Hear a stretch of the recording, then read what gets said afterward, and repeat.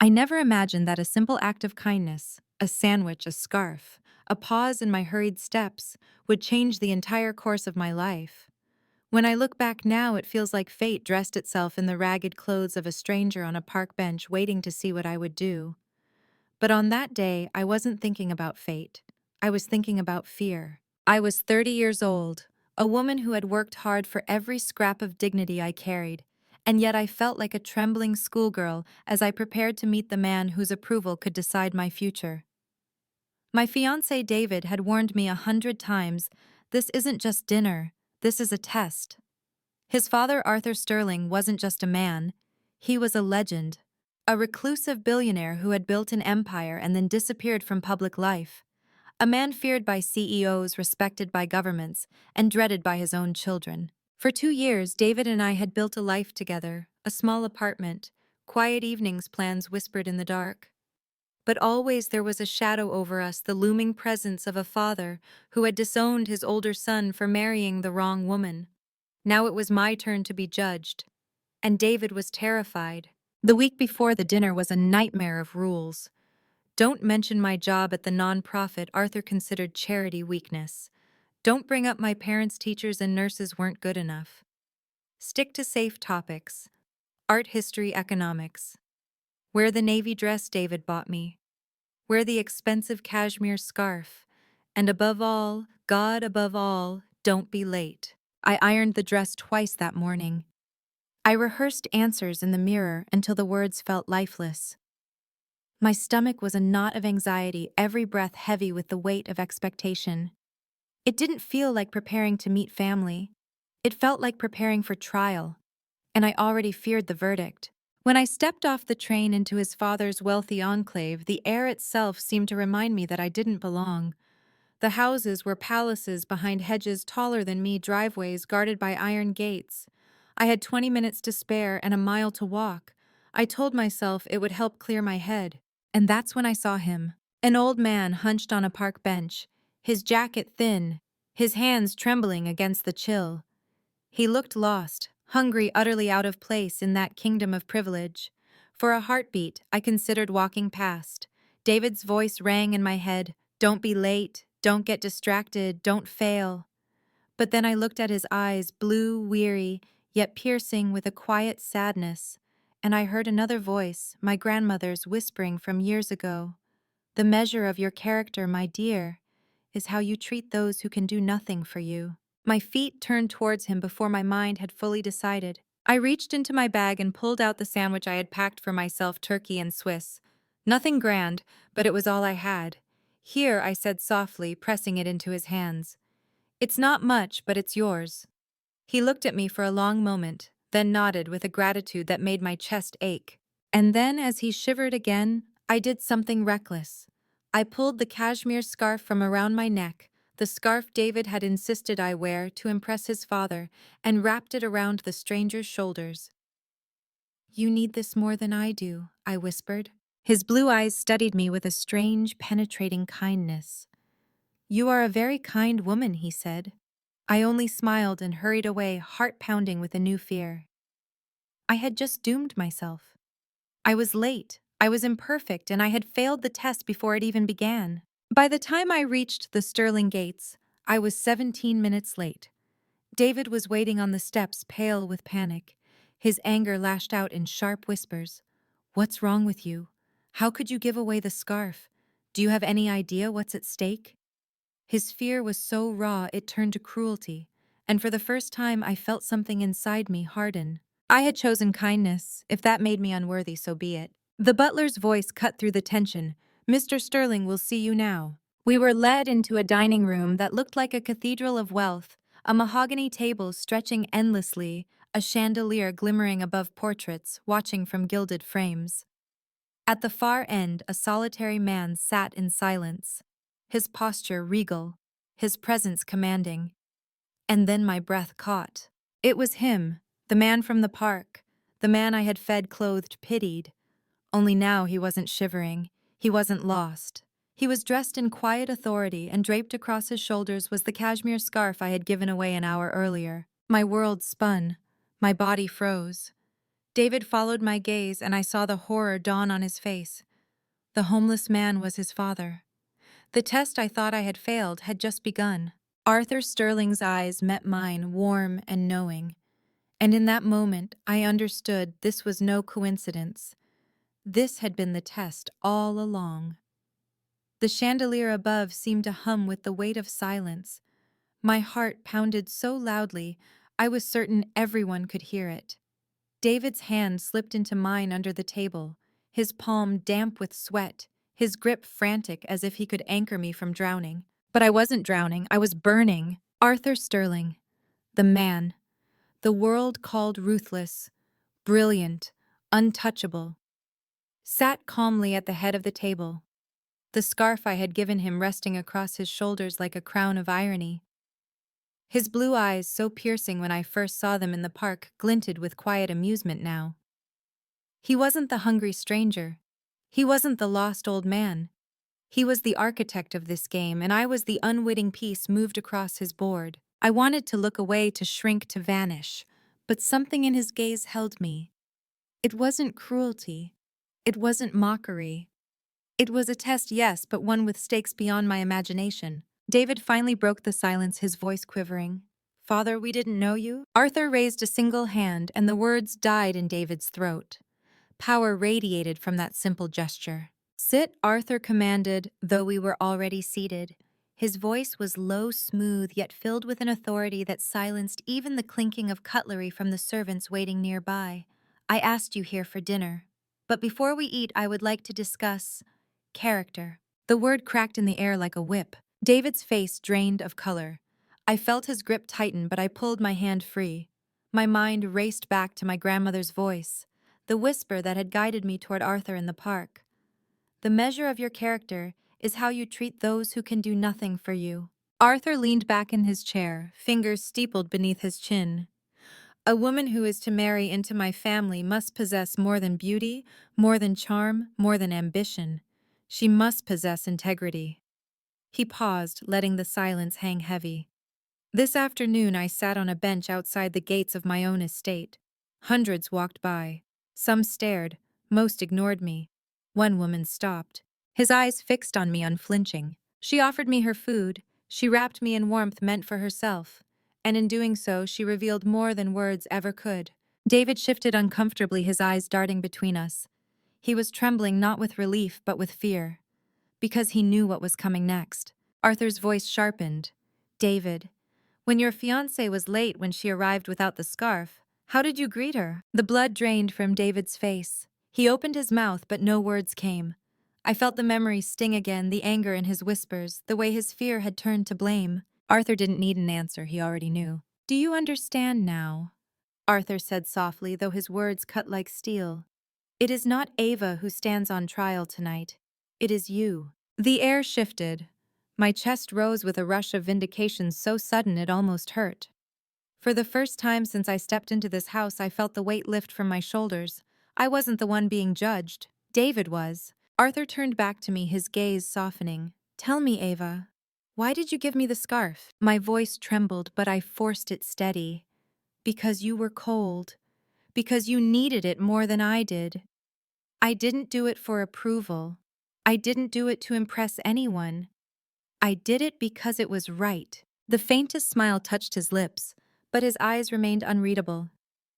"And would you do it again, knowing what it cost you? Knowing the fear it caused?" I swallowed hard.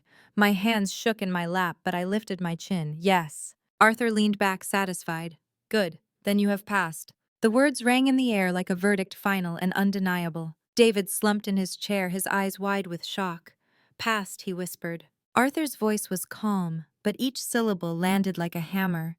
"A man may inherit my fortune, but only a woman of integrity may carry my legacy. Ava has proven she possesses what this family desperately needs. You, David, have shown me something else." David's lips trembled. "Father, please," but Arthur silenced him with a glance. "A man who values appearance over substance, fear over faith, control over compassion. You are not ready." The silence that followed was unbearable. David looked at me with a mixture of anger and betrayal, as if I had orchestrated the entire ordeal to shame him. His hand twitched, but he didn't reach for mine. For the first time, I saw clearly the man I loved had been nothing but a boy living in his father's shadow, desperate to please him, willing to sacrifice me to survive. Dinner was served after that, but no one ate much. The food was exquisite steak, seared to perfection, wine that shimmered like rubies in the crystal glasses, but every bite tasted of tension. Arthur spoke occasionally, asking me questions about my life, my work, my values. He listened intently, never interrupting, never dismissing. And all the while, David sat in silence, his pride collapsing brick by brick. When the plates were cleared and the candles burned low, Arthur stood. "Ava," he said, his voice gentler, "now you have shown me the heart of this family's future. Whether or not you remain by David's side, you will always have a place here." The words struck me like lightning. Whether or not it wasn't a blessing of our union, it was a choice. That night, as David and I left the mansion, his silence was heavy, thick with unspoken fury. Finally, outside, under the cold stars, he snapped. "You embarrassed me," he hissed. "Do you have any idea what you've done? He humiliated me in front of you." I stared at him, my chest hollow. "No, David. You humiliated yourself. All I did was show kindness. If that's an embarrassment to you, then maybe you're not the man I thought you were." He froze, his jaw clenching, his eyes burning with a mixture of rage and despair. And in that moment, I knew something inside us had broken. I walked away from him that night, the gravel crunching beneath my heels, each step carrying me farther from the illusion I had once called love. I didn't know where the road ahead would lead, but I knew this: I had been tested not by wealth or power, but by humanity, and I had passed. The night air was sharp, cutting into my lungs as I walked down the long drive away from the Sterling estate. My heels clicked against the gravel, each step echoing like the punctuation of a chapter closing.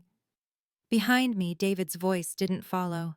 He let me go, or perhaps he simply couldn't summon the courage to chase me. Either way, I knew something fundamental between us had shattered. Back in my small apartment, I sat in silence, staring at the folded dress draped across a chair, the faint scent of expensive wine still lingering on my skin. I had thought that night would define my future as David's wife. Instead, it had unraveled every illusion I had about him. For years, I had mistaken his nervousness for sensitivity, his deference for humility. But under Arthur's gaze, the truth was exposed. David had been raised not to love but to fear. And he had expected me to share that fear, to bow under it the way he did. I didn't call him the next morning. I didn't answer when his name lit up my phone. And when his texts came, please first, then accusations, then silence. I let them pass unanswered. My heart ached, but not with longing. It ached with the grief of wasted time, of realizing that the man I thought I could build a life with had never truly seen me for who I was. But Arthur had. 2 weeks later, an invitation arrived at my door. Heavy cream cardstock embossed with the sterling crest, my name written in sharp, elegant script, Ava Collins. The note was brief. "I would like to see you again. Thursday at noon, the library. Arthur Sterling." I stared at the words, my pulse quickening. Part of me hesitated, unsure if this was wise. Arthur was David's father after all. And though David and I hadn't formally ended things, we both knew there was no going back. To accept the invitation felt like crossing a line. But another part of me, the part that had seen truth in Arthur's eyes that night, whispered that this was not about romance, not about propriety. It was about destiny. On Thursday, I found myself standing once more before the iron gates of the Sterling estate. This time there was no scarf around my neck, no rehearsed answers in my head. I walked in as myself, unadorned, unashamed. The butler led me into the library, a vast room, lined floor to ceiling with books that smelled of leather and time. Arthur sat in a wingback chair near the fire, a glass of brandy in hand, the scarf I had given him folded neatly on the table beside him. He gestured for me to sit. "You came." I wasn't sure if I admitted taking the seat opposite him. Arthur studied me for a long moment, his eyes both piercing and gentle. "You have questions." I nodded. "Why me? Why test me that way? Why put me through all of that?" His mouth curved into the faintest smile. Because wealth blinds people, power distorts them. I needed to know if David had chosen a woman who saw beyond all of this. He waved a hand toward the shelves, the fire, the grandeur. And you did. I swallowed. You knew he would fail, didn't you? Arthur's gaze drifted toward the flames. I knew what I feared. That my son had inherited my worst qualities, the hunger for approval, the obsession with control. What I didn't expect was how clearly you would reveal his weakness. He turned back to me, his expression unreadable. You are stronger than he is. The word struck me like a confession and a challenge at once. I wanted to deny it to defend David, but I couldn't, not after what I had seen. Arthur leaned forward, his voice lowering. Tell me about your work, the nonprofit, the people you help. And so I did. I told him about the shelters, the single mothers, the programs for children who had been written off by the system. I spoke of long nights fundraising, of the exhaustion that came with pouring yourself into a cause that the world often deemed unprofitable. I expected him to scoff, to dismiss it as weakness, the way David had warned. But he didn't. He listened, truly listened, and when I finished, his eyes were brighter. You remind me of someone, he said softly. Who? I asked. My late wife, he replied. His voice caught slightly, the first crack in his composure I had ever seen. She believed in giving, not for the sake of appearances, but because it was right. I lost her too soon, and without her I lost myself. For the first time I saw not the billionaire, not the myth, but the man. A man who had built an empire and found it empty without love. We spoke for hours that day, about life, about choices, about regrets. When I finally rose to leave, Arthur stood as well, placing the scarf gently back into my hands. This belongs to you, he said. I looked down at the soft fabric, then back at him. No, it belongs to who I was when I gave it away. I'd rather remember that. His smile deepened, rare and genuine. Then keep the memory, leave the scarf. As I walked out of the library, I realized something had shifted. Arthur Sterling wasn't just a test I had passed. He was a door opening into a world I had never dared to imagine, a world where my kindness wasn't a liability, but a strength. But not everyone was pleased. David showed up at my apartment a week later, his eyes wild, his words spilling over in anger. What are you doing with him? Do you know what people are saying? That you're trying to take my place? That you're manipulating him? I stood my ground. I'm not doing anything but being myself. If that's enough to threaten you, then maybe you should ask why. He slammed his fist against the wall, his voice breaking. You've ruined everything. He sees you now, not me. You've stolen him from me. The accusation cut deeper than I expected, not because it was true, but because it revealed the core of David's heart. He didn't love me. He loved the validation I could bring him. And when that shifted to Arthur, he saw me not as a partner, but as a rival. That night, I told him goodbye. Truly goodbye. His tears didn't move me. His promises meant nothing. Because for the first time in years, I understood that I wasn't meant to stand behind a man desperate for approval. I was meant to stand on my own. But fate wasn't done with me yet. A month later, Arthur invited me again, not to the library this time, but to the boardroom of Sterling Holdings. A room filled with men in suits, eyes, sharp voices louder than necessary. And as I walked in, I felt their stares, their judgment, their suspicion. Arthur's voice cut through the noise. Gentlemen, this is Ava Collins. She has something to say. And just like that, I realized he wasn't just letting me into his world. He was asking me to change it. The boardroom was a cavern of polished oak and glass lined with portraits of men who had built empires on ambition and calculation. Their faces stared down at me, painted in oils, every detail screaming permanence, legacy, control. For a moment, I felt small, an intruder in a world designed to exclude women like me. But then I remembered the brass strength of my grandmother's words, the look in Arthur's eyes when I gave him that sandwich, and the truth rose in me like a tide. Arthur sat at the head of the long table, his presence radiating quiet command. The men surrounding him, executives, shareholders, family allies, shifted uneasily as I entered. They had expected another gray-suited strategist, another polished echo of themselves. Instead, they got me a nonprofit director in a simple navy dress, walking in with steady steps and no apologies. This is Ava Collins, Arthur said, his voice calm, but carrying the weight of finality. You will listen to her. The room bristled. A man to Arthur's right, silver-haired, with the kind of smirk that comes from decades of unchallenged authority, leaned forward. With all respect, Mr. Sterling, we weren't informed about outside voices being part of this meeting. His tone dripped disdain as his eyes flicked toward me. Arthur didn't flinch. Then consider yourself informed. Silence followed. I knew this was a test not just from Arthur, but from the room itself. My pulse hammered, but I met their stares head-on. Thank you for giving me a chance to speak. And I did. I spoke not of profits or percentages, but of people.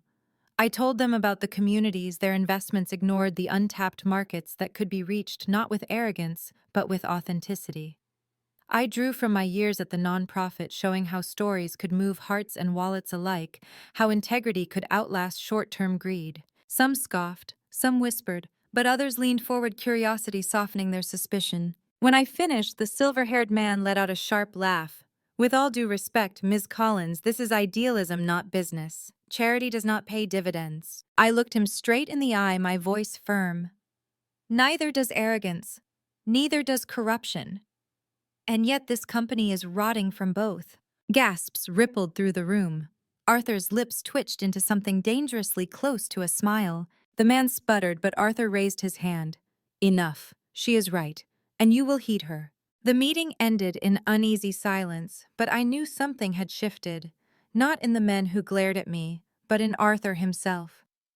When the others filed out, he remained seated, his gaze fixed on the fire roaring in the hearth. You remind me of her, he said softly when we were alone. Your wife, I asked? He nodded. She would have had the courage to say exactly what you said today, and she would have been right just as you are. But I didn't listen to her then. I was too consumed with empire. And when she was gone, so was my compass. The rawness in his voice stunned me. For a man the world painted as steel and shadow, here he was confessing regret like a wound reopened. I saw not the billionaire, not the reclusive legend, but a grieving husband, a lonely father. I leaned forward. You still have time to honor her, to change. His eyes glistened, but he gave a small nod. With your help. The weeks that followed blurred into a whirlwind. Arthur brought me into more meetings, more rooms where I was doubted, dismissed, even mocked. Each time I stood my ground. Each time I watched as Arthur silently backed me, his mere presence enough to silence even the boldest critic. Slowly whispers began to spread, not about David anymore, but about me. Who was I, this woman? The old lion listened to, and David heard them too. He confronted me one evening outside my apartment, his face pale with fury. He's grooming you, David spat. Do you know what people are saying, that you're the heir he always wanted? That you've replaced me? I stared at him, my heart aching with both anger and pity. I never asked for that, David. I only ever wanted to be seen for who I was. Maybe that's the difference between us. You wanted his approval. I just wanted to be true to myself. His hands shook, his voice breaking. You've destroyed me. No, I said quietly. You've destroyed yourself. I just stopped carrying the pieces. He left me standing there in the cold, and I knew it was the end. Not just of us, but of the illusions I had carried about love, loyalty, and what it meant to belong. But the story didn't end with heartbreak. It built toward something larger, something I hadn't expected. Arthur grew weaker as the months passed. His voice lost some of its thunder. His steps slowed, but his mind remained sharp. One evening, after a long day of meetings, he summoned me to his study. The fire crackled, shadows dancing against the walls. On the desk before him lay a sealed envelope heavy with significance. This is my will, he said simply. My breath caught. You are not of my blood, he continued, but you are of my heart. And you are the only one I trust to carry forward what I have built, not the empire but the spirit. Integrity, compassion, strength. He pushed the envelope toward me. You are the daughter I should have had. Tears blurred my vision, spilling before I could stop them. Arthur, I don't know what to say. Say nothing. He replied, his voice trembling with both frailty and resolve. Just promise me you will not let this world break you. I placed my hand over his, I promise. In that moment, I felt something I had longed for since childhood, belonging.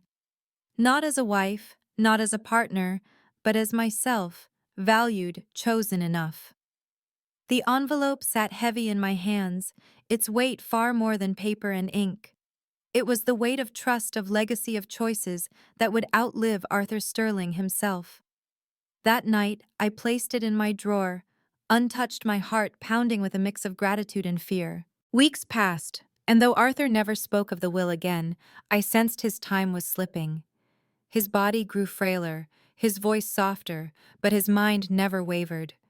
He still joined boardroom debates, still asked me about my nonprofit, still watched me with that same piercing gaze that had first tested me.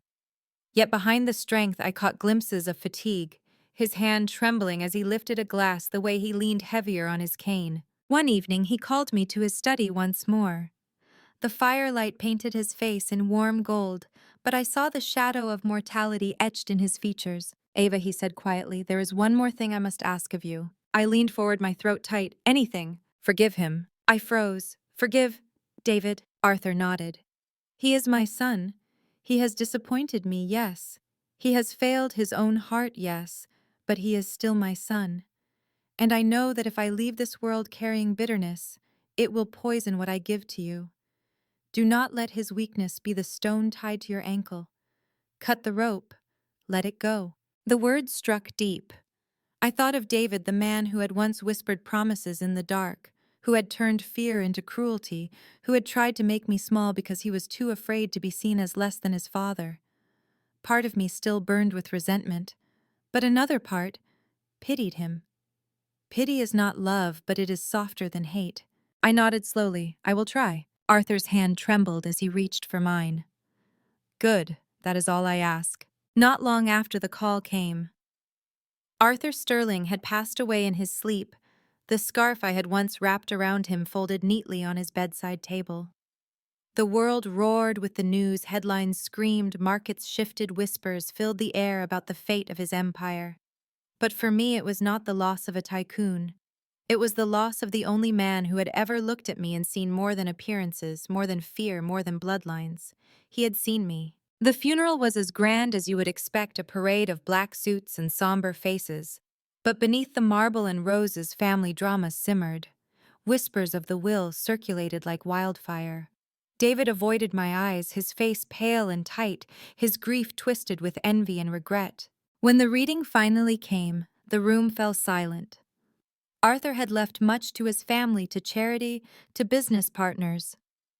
But the heart of his words was clear. "To Ava Collins, who showed me that kindness is the rarest form of strength, I leave not only my blessing, but my trust.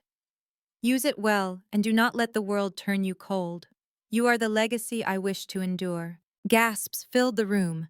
David's face crumpled, torn between anger and shame. But I didn't gloat. I didn't look at him with triumph. I only felt a quiet, aching sorrow that it had come to this, that love had been lost, but something greater had been found. In the months that followed, my life changed in ways I could never have predicted. I became a steward of Sterling Holdings, but not in the way the board feared. I didn't turn it into a charity, nor did I chase profit with ruthless abandon. I carved a third path, one built on the lesson Arthur had left me, that humanity and business are not enemies. Slowly, the culture shifted. Slowly, people began to see that integrity could be more profitable than deceit. And through it all, I carried the memory of Arthur, of that park bench, of the scarf, of the man who had tested me, not with wealth or power, but with hunger and cold. He had given me more than his empire. He had given me a mirror to see myself clearly. Sometimes when I walk through the city, I see men and women huddled on corners, their eyes tired, their hands outstretched. I never walk past. I stop. I listen. I give what I can. Not because of Arthur, not because of legacy, but because that is who I am. And if this world remembers me for anything, let it be that. To you listening now, I say this. Betrayal will wound you. Secrets will break you. Tests will come when you least expect them. But your worth is not in their verdicts. It is in the choices you make when no one is watching. Arthur Sterling tested me, yes. But in the end, I wasn't proving myself to him. I was proving myself to me. So if you take anything from my story, let it be this. Be kind when kindness costs you. Stand firm when fear tells you to bow. and never ever let someone else decide your worth. Thank you for listening to my story. If it resonated with you, please like this video, share it with someone who needs the reminder. Subscribe for more stories of resilience and leave a comment. I would love to hear how you've turned your own pain into power. Together we can rise above the shadows they cast on us.